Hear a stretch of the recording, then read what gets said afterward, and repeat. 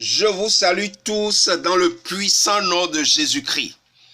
Notre exhortation de ce matin a pour titre « Le danger de l'hypocrisie et des critiques ». Amen. Qu'est-ce que l'hypocrisie? L'hypocrisie, c'est afficher des sentiments ou une vertu qu'on n'a pas. Que signifie critiquer? Critiquer, c'est faire ressortir les défauts des personnes ou des choses. Le message de ce matin est un appel à communier avec les autres dans l'amour, l'humilité et la sagesse pour son bien et celui des autres. Nous allons aborder 3 points dans cette exhortation. Le premier point, dénonciation de l'hypocrisie et des critiques. Le deuxième point, le danger de l'hypocrisie et des critiques. Et le troisième point, quelques conseils pratiques. Nous commençons par le premier point, dénonciation de l'hypocrisie et des critiques. Nous lisons Matthieu chapitre 7, du verset 1er au verset 5. Il est écrit, « Ne jugez point, afin que vous ne soyez point jugés, car on vous jugera du jugement dont vous jugez, et l'on vous mesurera avec la mesure dont vous mesurez. Pourquoi vois-tu la paille qui est dans l'œil de ton frère, et n'aperçois-tu pas la poutre qui est dans ton œil? Ou comment peux-tu dire à ton frère, laisse-moi ôter une paille de ton œil, alors que tu as une poutre dans le tien? Hypocrite, ôte premièrement la poutre de ton œil, alors tu verras comment ôter la paille de l'œil de ton frère. Amen. Jésus condamne l'esprit d'hypocrisie qui consiste à trouver toujours chez les autres des défauts. Quand on juge, on s'attire sur soi-même des jugements. Jésus nous adresse un avertissement sévère. Ne jugez point, car Dieu seul est le juste juge. Nous pouvons nous poser une question ce matin. Le jugement est-il formellement interdit? Non. Nous pouvons juger les affaires entre nous dans le but de rechercher la paix. On peut juger les prophéties pour demeurer conforme à la vérité de la parole de Dieu. On peut discerner entre le bien et le mal et condamner ce qui est mauvais dans le but de préserver le peuple de Dieu du péché et de l'égarement. Ce que Jésus condamne, c'est de trouver toujours des défauts chez les autres. Les critiqueurs donnent l'impression d'être les meilleurs. Ils ont souvent 2 motifs cachés. Le premier motif, avoir la faveur ou l'approbation des autres.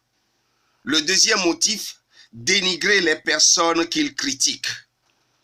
Nous passons maintenant au deuxième point, le danger de l'hypocrisie et des critiques. Nous l'avons déjà vu dans Matthieu chapitre 7, les versets 1 et 2. En jugeant, on s'expose au jugement de Dieu. Dans la Bible, nous avons le cas de Marie et Aaron qui se sont associés pour critiquer Moïse. Et Dieu a frappé Marie de lèpre. Dans le livre de Matthieu, chapitre 23, du verset 13 au verset 36, Jésus n'a pas été tendre avec les scribes et les pharisiens hypocrites. Il les a avertis du malheur qui les attend. Les accusateurs et les critiqueurs de Daniel ont été jetés dans la fosse aux lions en lieu et place de Daniel, et ils ont été dévorés. L'hypocrisie d'Ananias et Saphira les a conduits à la mort. Donc, tout chrétien impliqué dans ces choses doit se repentir et les abandonner. Sinon, cela peut entraîner la malédiction et la condamnation éternelle. Nous passons au troisième point, quelques conseils pratiques. Il est possible de ne plus juger. Celui qui est impliqué dans ces choses doit faire un examen sincère de son cœur pour reconnaître son état, puis abandonner ce mauvais comportement. Dans Matthieu chapitre 7, verset 5, nous lisons ceci. Hypocrite, ôte premièrement la poutre de ton œil, alors tu verras comment ôter la paille de l'œil de ton frère. Quelle est la poutre que tu as dans ton œil? Est-ce l'orgueil, la ruse, les querelles, la convoitise, l'envie, le commérage, le sentiment de supériorité, la malice, la domination, et que sais-je encore? Mon frère, ma sœur, la parole de Dieu t'invite ce matin à ôter la poutre de ton œil et à cesser toute forme d'hypocrisie et de critique. L'œuvre de Dieu est solide. Personne ne peut la détruire. Alors, ne te détruis pas en prenant le risque de combattre Dieu. Amen. Nous allons prier.